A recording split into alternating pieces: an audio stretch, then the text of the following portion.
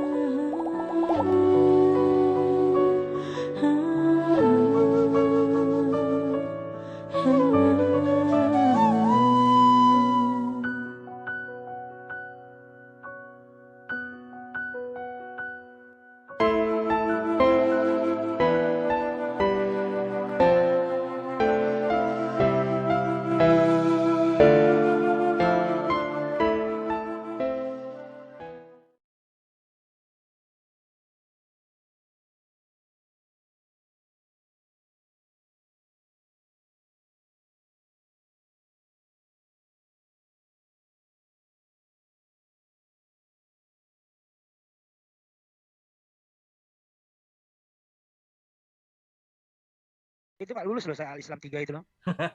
Saya Ya, iya, itulah. serius. Kalau di pesantren saya kan bahasa Jawa ya di Alamaruddin itu jadi begini, la ilaha ora ono pangeran kang ora ono sesembahan iku maujud, itu penguatan itu maujud, kemudian isbatnya illallah gitu, jadi kecoba Gusti Allah, jadi iku maujud ditambah iku maujud, kalau di pesantren itu ada yang maujud lah gitu loh. Iya, iya.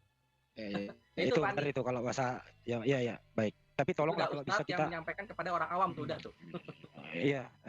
Tapi orang awam tampak kan nggak semua orang awam selalu ada kita yang bimbing Pak. Ya. Karena ini sahabatnya orang kan awam harus pergi dengan orang awam nggak boleh awam terus. Iya dong. Nah, ngapain di negeri kita ini ustadznya banyak, ulama banyak lah. Orang awamnya ngapain kalau awam terus? Itu ustadz ulamanya pada ngapain coba kan? Gimana kalau nah, ini jawaban bijak Jangan awam terus-terusan atuh. Ini jawaban bijak Pak Ustadz. Untuk belajar terus ya Pak Ustadz ya. Iya dong. Salut. Boleh saya tambahin? Ustadz Abdi pasti punya ininya dalilnya. Apa Ustadz Abdi menuntut ilmu adalah wajib. Dulu Ustadz Dani kok pernah sebut. Interupsi bisa nggak? Menuntut ilmu adalah wajib. Apa? Hadisnya bunyinya apa? Bisa Pak Iman silakan. Faridotun alal muslimin ya? Oh, talabul ilmi faridotun alal muslimin ya, betul ya? Utlubul ilma Oh ya, utlubul ilmi ya. Faridotun kulli muslimin wa muslimat. Ya, faridotun kulli muslimin. Nah, itu Pandi. Baik. Paham. Ya. Oh, itu kalau Bang Handi ya jangan itu. Bang Handi jangan itu. Bang Handi kemudian yang apa namanya? Utlubul ilma itu minal mahdi ilal lahdi saja. Jadi mencari ilmu itu adalah mulai dari ayun. Nanti pilih yang lahat gitu. Iya. Kalau saya pribadi sih saya paham banget begitu. Tapi sebentar Pak Imanes mau ngomong. Sebentar Pak Imanes mau ngomong. Silakan Pak Imanes. Ya, kalau yang syahadatnya kan kalau di doa habis wudu kan asyhadu alla ilaha illallah wahdahu la syarikalah wa asyhadu anna muhammadan abduhu wa rasuluh. Itu syahadatnya lebih komplit lagi apa yang benar itu atau yang tadi kan? Asyhadu alla ilaha illallah wa asyhadu anna muhammadan rasulullah, ada yang asyhadu alla ilaha illallah wahdahu la syarikalah wa asyhadu anna muhammadan abduhu wa rasuluh. Yang lebih logik. Yo, kita melihat hadisnya pada saat malaikat Jibril memberikan pada Nabi Muhammad, apa itu Islam wahai Muhammad, itu kan ada toh, apa itu iman wahai Muhammad, apa itu ihsan wahai Muhammad, itu pada saat itu sebabnya iman itu adalah dengan bersaksi la ilaha illallah wa ana Muhammadun Rasulullah itu. Jadi itu sudah wudu tadi kan sudah rangkaian yang lain, tapi pada saat itu Rasulullah menjawabnya dengan malaikat Jibril itu kan tidak dengan wahdahu la syarikalah, tapi la ilaha illallah. Itu barangkali seperti itu Aki. Ya, karena juga kadang-kadang kita di mukadimah ya. Innal hamdalillah nahmaduhu wa nasta'inuhu dan terusnya setelah asyhadu alla ilaha pakai wa lagi wa asyhadu alla ilaha illallah wahdahu la syarikalah wa asyhadu anna muhammadan abduhu wa rasuluh. Enggak kan kalau di situ kan lebih tegas lagi di situ ya. Saya bersaksi tiada sesembahan yang patut disembah selain Allah, dan aku bersaksi Muhammad sebagai Rasul dan hamba, gitu kan ya. Itu ya Kang Abdi ya, Ustaz Komarudin gitu ya. Iya. Ya itu kan dalam mukadimah Bang Imanes. Jadi kalau mukadimah itu bisa kita menambahkan syaitina atau segala macam dalam sebutan. Rasulullah, jadi sah-sah aja tuh dalam sholat yang kita tidak mungkin menambahkan. Oh ya, kalau sholat mah iya, enggak. Iya betul. Tapi kalau mukadimah sih kalau kita lagi menegaskan gitu ya tuh lebih mengena gitu loh. Saya bersaksi tiada Tuhan selain Allah, tidak ada ilah yang patut diibadahi, yang patut disembah selain Allah, dan saya bersaksi Muhammad sebagai hamba dan rasul. Lebih tadi kan Aki Manes kan tanya tentang konteks atau redaksi syahadat itu seperti apa. Makanya saya arahkan ke pada saat Rasulullah itu mendapatkan di malaikat Jibril tentang minta pengajaran tentang Islam itu sih. Itu kan ditanya itu kan ya, gimana itu? Akhirnya anil Islam itu kan. Oh, menjawab Islamu antasyada an la ilaha illallah wa anna Muhammadan Rasulullah. Itu kan kemudian dilanjut lagi waktu timas sholat, waktu itu zakat kan. Jadi kan redaksinya aslinya adalah seperti itu. Barangkali seperti itu, Aki. Tapi kalau dipersempit, kalau kita peruji, masalahnya tidak ada masalah sih kalau dalam Islam. Karena oknum satunya itu Allah hanya satu sebagai yang disebut dengan Rabb. Nah yang jadi masalah ini tetangga kita punya dua. Gitu. Jadi mereka mencampur adukkan. Gitu. Jadi kalau kita sendiri maka tiga mereka itu. Nah, jadi mereka memberikan pertanyaan dengan asumsi, yaitu amalnya mereka, maksudnya itu kepercayaannya mereka. Jadi kacau kalau kita sendiri. Tapi ini kan tempat empuknya mereka. Ya benar. Ya, tapi kan kita kan si drop ini hanya satu oknum. Iya. Mereka itu cuma mencoba mencampur. Jadi putuskan dulu nih. Putuskan dulu syahadat itu tadi dan itu tadi Allah Tuhan seru sekalian alam itu. Diputuskan dulu. Saya. Iya. Jadi gini, di dalam Islam yang berpedoman kepada bahasa Arab, ilah atau sesembahan itu nggak boleh kepada selain Allah. Makanya la ilaha illallah. Makanya saya katakan terjemahan paling tepat tidak ada sesembahan kecuali Allah. Dan ini sesuai karena kita nggak boleh nyembah kepada selain Allah. Tapi kata Tuhan dalam bahasa Arab yang asalnya adalah Rob itu bisa kepada siapapun. Makanya nggak boleh ilah itu diterjemahkan Tuhan karena Tuhan asalnya dari Tuhan. Paham Bang? Paham. Tuhan yang diedit oleh Ledecker. Nah, bagaimana? Nah, sedangkan yang Tuhan sudah terlanjur itu bagus ini benar nih. Gimana kalau Tuhan itu sama aja dengan Tuhan itu? Oh, Bang siapa nih? Bang Billy ya? Iya. Billy. Oh, 6. Ya oke Bang Billy. Jadi gini. Coba diulang. Jadi begini, saya jelaskan dari awal ya. Kita nggak bisa menyalahkan Ledecker. Justru Ledecker itu benar. Jadi Ledecker itu dia kemudian mengedit Tuhan menjadi dua versi, Tuhan dan awalnya itu untuk membedakan Tuan atau Kurios atau Adon Hashem dengan Adon manusia. Awalnya dia gitu. Cuman yang di problem sekarang disalahgunakan, ada manusia yang dipaksakan Adonai gitu. Jadi Ledecker nggak setuju sama Ledecker. Tapi asalnya kata Tuhan berasal dari Tuan yang berarti Ibraninya Adon dan Yunaninya Kurios. Gitu loh. Arabnya Rob. Makanya dalam surah Yusuf ayat 41 Fir'aun disebut Rob. Karena memang dalam bahasa Arab, arti paling tepatnya Indonesianya itu penguasa. Rob itu penguasa. Nah kalau Fir'aun menguasai apa dia? Menguasai negeri Mesir. Oh berarti manusia. Tapi kalau di dalam Quran ayat kedua, Alhamdulillahirabbil alamin, Al-Fatihah ayat kedua, segala puji. Nah ini arti yang tepatnya harusnya gini. Tuhan seluruh alam. Oh Allah itu Tuhan seluruh alam. Oh iya, dia Tuhan kok seluruh alam dia kuasai. Ya kan? Kalau presiden nggak bisa menguasai seluruh alam kan gitu. Nah hilang suaranya tadi, diulang dari awal. Waduh, dari awal. Enggak, jadi ayat kedua dari Alhamdulillahirabbil alamin. Kalau seandainya Ledecker tidak membuat Tuhan itu menjadi dua versi, berarti kalau akar Melayunya segala puji bagi Allah Tuhan seluruh alam. Puji, semua pujian kepada Allah seluruh alam. Oh pantes dia mendapat pujian seluruhnya karena dia menguasai. Tuhan kan penguasa, menguasai seluruh alam, pantes gitu. Nah ilah dalam bahasa Arab, ilah dalam Quran ya, dalam Quran dan hadis, ilah dalam ajaran Islam yang bersumber kepada original teks bahasa Arab. Ilah itu nggak boleh disandang oleh selain Allah. Makanya la ilaha illallah, tidak ada sesembahan kecuali Allah. Jadi ilah hanya bisa disandangkan kepada Allah. Tapi kalau Tuhan, Rob, semua bisa menyandang. Fir'aun Rob, ya kan? Fir'aun Rob, Allah Rob. Nah, jadi ada persamaan. Karena Rob itu bukan bermakna sesembahan. Rob itu maknanya penguasa. Tapi kalau ya ilah, wahai sesembahanku, oh itu Allah itu. gitu. Jadi pemimpin kita bisa, kita panggil dia Rob bisa, karena dia menguasai kita. Jadi bijaknya kalau ada kata Tuhan dan Allah berkaitan di ya ada dua. Kalau ya, ada kata ilah saja. Kalau Allah itu sudah nama, nggak bisa dirubah-rubah. Tetap Enggak, ini bahasa Indonesia dulu. Kalau nanti terjemahan ilah, terjemahkan sesembahan. Ya. Gitu, terjemahkan sesembahan nanti paham jelas. Nah, kalau nggak salah Bang Billy, dalam bahasa Ibrani, namanya Elohim itu hanya bisa disematkan kepada Hashem. Makanya ada istilah lo Elohim akhirim. Tidak boleh ada sesembahan yang lain kecuali Hashem. Tapi kalau Adon, Sulaiman dipanggil Adon, David juga dipanggil Adon, Abraham Adon. Tapi nggak bisa David Elohenu, nggak bisa. David sesembahanku nggak bisa. Benar nggak Bang? Nah itu Bang, sepadannya gitu Bang. Jadi kita menyalahkan Ledecker nggak usah, karena Ledecker itu justru menjadikan bahasa Melayu itu ikut gramatikal Ibrani. Jadi Adon itu kan kata dasar penguasa, tapi kepada Adon yang menciptakan seluruh alam, dia Adonai kan, ikutnya gitu Bang Billy ya. Manusia Adon doang. Nah dia ingin ikut supaya memperjelas bahwa ketika diterjemahkan ke dalam bahasa Nusantara, bahasa Melayu, supaya nggak bingung untuk Hashem, dia Tuhan, tapi kepada manusia Abraham, Sulaiman, Daud, Tuhan. Jadi terima kasih sama Ledecker sebenarnya. Yang menjadi masalah, ada pihak di zaman sekarang memaksakan seorang manusia dijadikan ditambahkan salah. Ledecker nggak salah. Gitu. Terus bagaimana dengan terjemahan bahasa Indonesia yang terlanjur beredar itu? Berarti LAI mesti dikoreksi benar-benar. LAI dan Quran pun harus dikoreksi. Saya objektif. Saya setuju. Quran, terjemahan Indonesia harus. Tapi kita kalau di aduh signalnya Bang, signal. Tapi signal.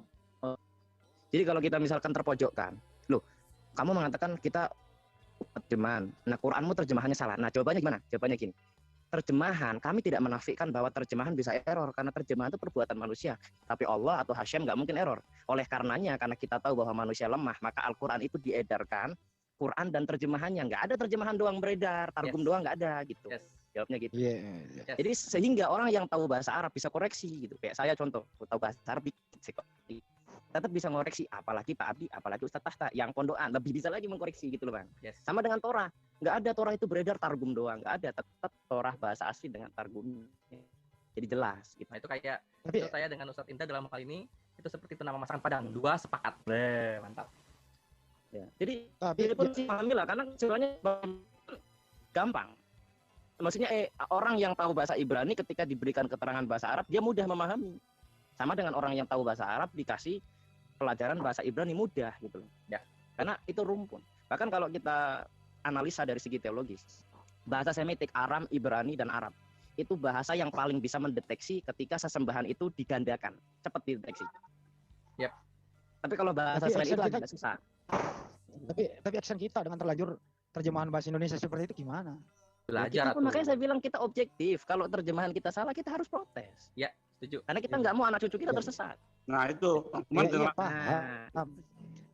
Ini saya dari dulu, sebentar Mas. Ini saya dari dulu suarakan mulai dari semester 1 sampai sekarang belum ada berubah. Ya, tolong kita orang ini ngumpul lah begitu. Ya. Masa nggak punya akses kayak itu gitu loh. Enggak gini paling enak ya Bang. Tahun. Lebih enak kita mengkritik internal kita. Ibaratnya kalau misalkan ada kesalahan dengan umat lain, terjemahan golongan lain yang menggunakan kata Allah kita, karena kita ke eksternal. Tapi kalau sesama kita sendiri kan enak, sesama kaum muslimin. Atau misalkan Bang Billy protes Isa kan enak, sesama Yahudi gitu loh. Ya, kan gitu. Jadi sebenarnya kita yang penting kita kompak saja, Pak. Ini secara gramatikal tiru loh kalau Tuhan. Harusnya saya tahu kalau gitu. Ustadz Kamarudin ngajar, saya yakin seperti ini. Tapi yang tertulis masih ada gitu loh. Ngajar. Jadi gini Pak Andi. Tapi yang tertulis masih ada terus ini loh. Begini penjelasan Pak. Jadi di Indonesia, ini kita bicara Indonesia dulu ya. Itu penerjemahan Quran itu di bawah otoritas Kementerian Agama. Jadi ada pihak apa istilahnya ya, pihak kepemerintahan yang terlibat. Kalau kita lihat, kalau Pak Andi pergi ke US nggak seperti itu Pak. Penerjemahan Quran itu sifatnya pribadi. Maka di sana ada misalnya translation by Abdul Halim, ada.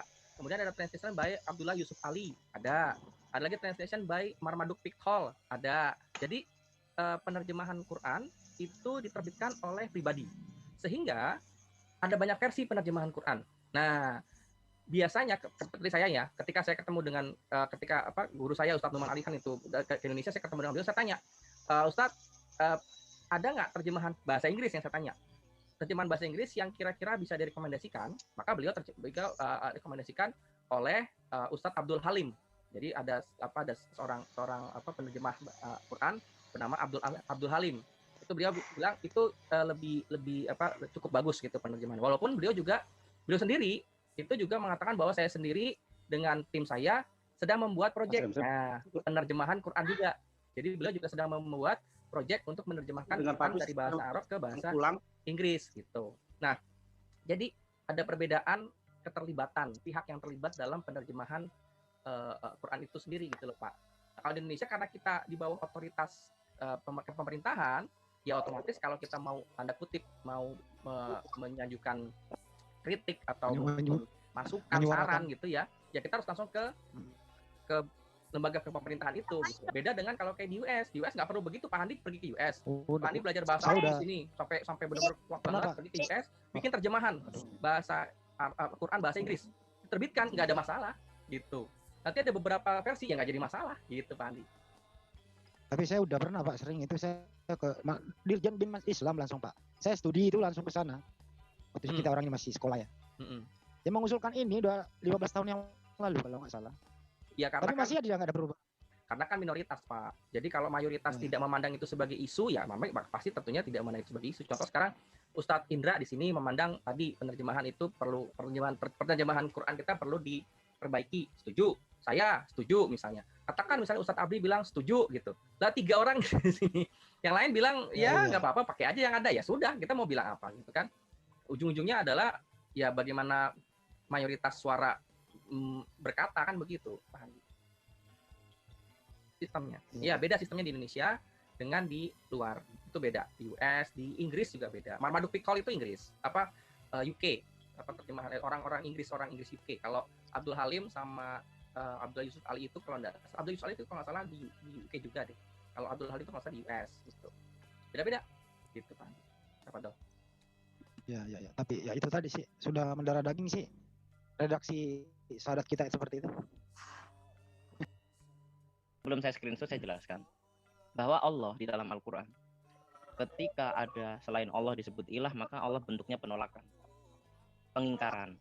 Tapi ketika ada selain Allah disebut Rob, itu Allah mengiyakan. Allah sepakat gitu, karena memang artinya penguasa. Nah, penguasa itu ada penguasa kecil, penguasa besar. Oleh karenanya ada Lord kecil, Lord besar. Tapi kalau ilah pasti penolakan kalau selain Allah. Jadi di dalam Quran Allah mengisahkan kepada Muhammad tentang kisah Musa menyebut tentang Tuhannya. Itu Ibrani banget, itu saya yakin Ibrani yang diarabkan. Karena dia menyebutnya bukan Allah tapi menyebutnya Rob. Rob itu kan dari Adonai gitu. Nah, tapi ketika Yusuf pun berkata tentang Fir'aun yang dikisahkan kepada Muhammad, sebagaimana Musa juga mendapat wahyu tentang kisah Yosef ya kan dalam Torah, itu disebutkan Rob. Jadi dia menyebut Fir'aun itu Rob, dan itu nggak ada pengingkaran, malah Allah mengiyakan, tapi dia Rob kecil. Tapi kalau ilah sama dengan Elohim, nggak boleh kepada selain Hashem atau Allah. Udah paten itu. Jadi memang masalahnya itu masalahnya terjemahan Indonesia itu ilah diterjemahkan Tuhan itu masalah memang. Iya. Saya pernah diskusi panjang juga dengan dosen guru saya ya, Najaruddin Umar dengan Pak Din Samsudin. Tentang ini berjam-jam nggak kelar. Topiknya adalah ini, kok sahadatnya berbunyi seperti ini. Ada yang berpendapat bahwa karena kita di Indonesia berbahasa Indonesia, sebelum masuk Islam, itu karena banyak sembahan-sembahan, bahkan ada manusia dianggap Tuhan yang berkuasa. Jadi diterjemahkan ke Indonesia itu penekanannya adalah bahwa Tuhan-Tuhan atau nama manusia yang pernah dipanggil Tuhan itu dianulir dengan adanya syahadat ini. Makanya tiada Tuhan selain Allah. Karena waktu itu banyak sekali manusia dianggap Tuhan, sembahan dianggap Tuhan begitu. Nah itu juga boleh sih masuk akal. Tidak merendahkan gimana? Lawan debatnya Bang Handi, tapi saya kira beliau tidak menguasai sejarah secara luas, karena kalau dia mengatakan pada zaman dulu begitu, berarti dia merujuk kepada nenek moyang kita orang Nusantara, mungkin zaman Majapahit, Sriwijaya, itu belum ada Tuhan. Tuhan itu muncul pada 1800 berapa gitu. 1819, 17. Nah, Dedeker ada lahir aja belum. Itu nggak tepat gitu. Nggak tepat itu. Ya panjang ini perdebatan kok sampai sekarang ini belum berubah itu. Masih ada Tuhan yang jadi intinya gini Bang. Kalau Bang Handi mau mudah memahami, ketika muncul ilah jangan terjemahkan Tuhan, terjemahkan sesembahan. Sesembahan gitu. Nah, oleh karenanya Allah ketika ada di dalam Quran ada sesembahan selain Allah, masih bentuknya pengingkaran itu. Bentuknya pasti pengingkaran. Tapi kepada manusia nggak ada pengingkaran. Manusia yang disebut Rob nggak ada pengingkaran karena maknanya memang penguasa. Itu namanya itu Kan kalau gini. kata bilang dalam bahasa Arab itu namanya lafaz mustarok. Jangan gini bahasa satu apa maknanya double gitu loh. Kan begini nih, tiada Tuhan selain Allah. Kata orang awam dia bertanya, kok ada Tuhan, kok ada Allah? Apa sih bedanya? Kok sadatnya bunyinya ada Tuhan, ada Allah begitu? Kalau ke makna terlalu jauh, nggak usah ke makna. Ungkapkan secara ledeker aja. Jadi gini, kamu tahu nggak asal mula kata Tuhan dalam bahasa Indonesia atau Melayu? Kok dia bilang nggak tahu? Nah, jadi pada tahun 18 berapa, orang bernama Ledecker, dia kemudian membuat kata Tuhan itu menjadi dua bentuk. Dari Tuhan, kata akarnya menjadi Tuhan dan Tuhan. Untuk apa? Untuk membedakan Tuhan yang disembah dengan Tuhan yang nggak disembah. Awalnya seperti itu. Nah, Tuhan dalam bahasa Arab itu Rob gitu.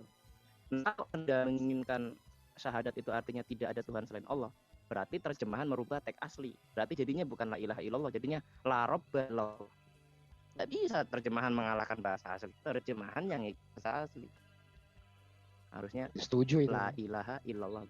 Tidak ada sesembahan Allah. Memang kita juga merasa prihatin gitu karena ada terjemahan seperti itu. Dan tugas kita ya memberikan ini peringatan lah kepada pihak yang menerjemahkan. Kita tidak mengatakan bahwa mereka itu orang tidak berilmu. Mereka berilmu, tetapi wajib manusia itu error gitu. Apa menyesuaikan dengan budaya Indonesia? Terjemahan itu nggak bisa menyesuaikan. Justru menyesuaikan itu harus sesuai konteks. Kalau nggak sesuai konteks berarti nggak sesuai gitu loh. Kayak misalkan Bang Handi menerapkan jadi ada mur dan baut ukuran 14. Hanya 14, kalau dipasangkan 16 ya longgar dong. Ya itu tadi kan. Gitu. Jadi harus tepat gitu. Terjemahan itu harus konteks gitu. Belum lagi surat kedua Al-Fatihah itu. Allah, Tuhan, seru sekalian alam. Belum. Kenapa nggak diganti aja Allah penguasa Tuhan atau Allah penguasa sekalian seru sekalian alam? Ada lagi Tuhan nempel. Itu yang Al-Fatihah ayat berapa? Kedua. Alhamdulillahirabbil alamin. Pertama alhamdulillahirabbil alamin. Nah, segala puji bagi Allah Rabbil alamin harusnya Tuhan. Terjemahan yang paling aman penguasa seluruh alam. Ya iya, nggak ada Tuhan lagi nempel di situ kan itu masalahnya. Nah diterjemahkan ke bahasa Inggris jadinya begini terjemahkan bahasa Inggris Allah Lord. Nah Lord ini pinjam-pinjam. Oh bener nih Yesus bisa jadi Lord nih. Ah iya bener Lord ya. Lord kecil kan. Kalau Allah Lord besar. Enggak begini justru ketika seorang manusia disebut Lord, tanyakan sama dia Lord itu artinya penguasa apa yang dia kuasai gitu. Malah nggak bisa nggak ada kekuasaannya. Iya. Ya paling kekuasaan politik. Lord, Rob, Adon artinya penguasa atau tuan gitu. Nah ketika manusia disebut Lord, dia memaksakan Lord kecil atau besar, tanyakan balik gitu. Kalau dia Lord, dia penguasa apa yang dia kuasai? Jadi nggak ada kekuasaan, malah diri aniaya kok. Jadi bijaknya Allah penguasa seru sekalian alam gitu ya. Nggak usah pakai seru. Kalau sudah penguasa nggak usah tambahan seru, udah jelas. Iya. Alhamdulillah. Penguasa alam. Puji. Rabbil alamin, penguasa seluruh alam. Ar-Rahmanir-Rahim. Penguasa seluruh alam itu yang seperti apa sih? Yang maha pengasih, maha penyayang. Oh, berarti Bang Indra? Yuk. Nah, berarti santai. Berarti Adon, Rab, Lord dan Kurios sama ya? Ya. Oke, sip. Adon, Rab, Kurios, Kalau Lord Aramaiknya itu Muryo. Sama kan? Berarti sama kan? Iya, sama. Kalau yang nah itu menyandang. Yang penting punya kekuasaan, baik itu atau Hashem atau manusia bisa, tapi bisa. Atau yang dimuliakan sebenarnya bagus. Makanya kan jadi Rob itu bisa artinya yang mulia Bang Handi. Makanya alhamdulillahirabbil alamin, segala puji bagi Allah yang mulia seluruh alam. Nah, kok dia dipuji? Nah, dia mulia kok gitu. Nah, itu kalau Nabi Ibrahim enak itu. Saya setuju terjemahan Nabi Indonesia dirubah kayak gitu. Kenapa masih ada Tuhan yang nempel di situ? Ini Bang Handi. Nabi Ibrahim ini bahasa Ibrani artinya mustarok. Mustarok itu satu kata bermakna ganda. Kalau Adon itu Sulaiman, maka dia maknanya Pak. Signalnya bro. Bro Indra. Signalnya robot ya. Robot. Signalnya. Pada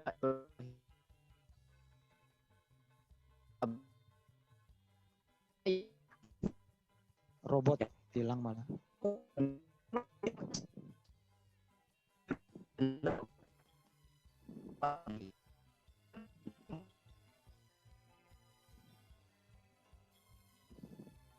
Hilang malah.